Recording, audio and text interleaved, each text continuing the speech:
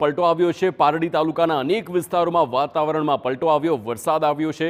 ઉદવાડા, બાલદા, વાઘછીપામાં વરસાદ વરસ્યો છે, તો ખડી, ટુકવાડા સહિતના વિસ્તારોમાં પણ વરસાદ વરસ્યો છે।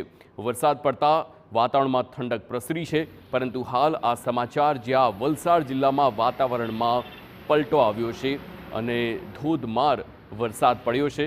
પારડી તાલુકા અનેક વિસ્તારોમાં પણ વરસાદ છે, તો જૂનાગઢ અને દક્ષિણ ગુજરાત સહિતના ગુજરાતના વિવિધ વિસ્તારોમાં વરસાદની જે પ્રમાણેની આગાહી છે, એક અઠવાડિયા સુધીની આગાહી છે અને એમાં પણ 17થી લઈને 20 તારીખ સુધી આંધી વંટોળ સાથે વરસાદની આગાહી કરવામાં આવી છે। તેની અસર જોવા મળી રહી છે કે આજે વરસાદ જે સમગ્ર ગુજરાતભરમાં પડ્યો છે।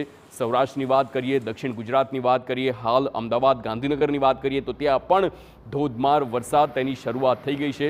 એક તરફ રાહતની વાત એ છે કે આ વરસાદના કારણે વાતાવરણ ઠંડુ થયું છે, અસહ્ય ઉકળાટ અને ગરમીમાંથી લોકોને રાહત મળી છે, તો બીજી તરફ જો આ વરસાદ અવિરતપણે ચાલતો રહે તો ખેડૂતોને નુકસાન થઈ શકે છે।